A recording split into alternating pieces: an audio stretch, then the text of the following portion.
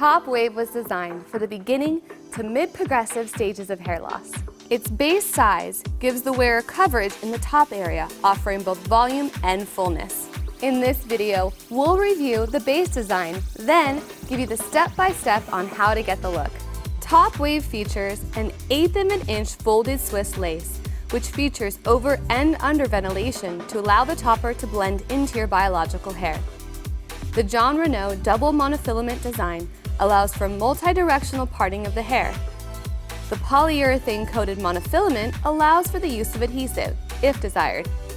The wefting around the sides and back help to splay the fiber, giving full coverage and volume. The pressure-sensitive clips are strategically placed to secure the topper to your biological hair. One commonly asked question is, how do you get the looks that you feature on your website and in your catalogs?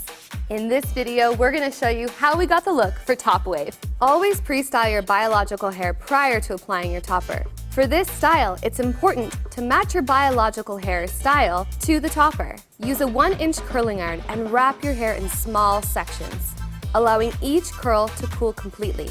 Never apply heat to Top Wave or any traditional synthetic fiber. It will melt or get permanently damaged. Apply your topper 1 to 2 inches back from the hairline and blend with your biological hair. Always hold the base of the topper while blending in your hair to prevent it from pulling. Not doing so will cause tension on your biological hair and can cause hair loss. Use a small amount of pieced out contour fiber creme to define the curls. Use your fingers to finish styling.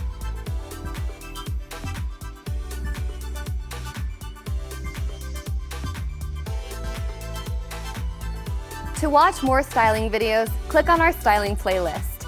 For more information and everything you need to know about toppers, click on Hair Toppers 101.